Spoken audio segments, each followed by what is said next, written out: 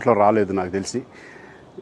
చాలా ఇట్లా శ్రీకాంత్ ఇలా బెంగళూరులో రేవ్ పార్టీకి వెళ్ళాడు, హేమ వెళ్ళింది, ఈ టైప్లో ఏవో వచ్చినాయి. లేదా నాకు నవ్వు వచ్చింది. ఇంట్లో వాళ్ళంతా నవ్వుకున్నాం. ఇదేంటిది, మొన్న ఏమో విడాకులు ఇచ్చి ఇప్పించేశారు నా భార్యతో, ఈరోజు ఏమో రేవ్ పార్టీలకి వెళ్ళాడు అని చేసినాయి. కానీ ఒకటి వాళ్ళు కొంచెం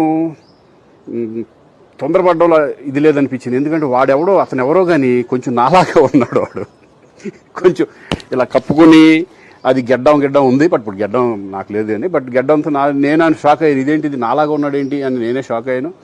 సో దయచేసి ఎవరు నమ్మొద్దు. ఎందుకంటే రేవ్ పార్టీలకి వెళ్ళే కల్చర్ నాది కాదు, పబ్ కల్చర్ మనిషిని కాదు నేను.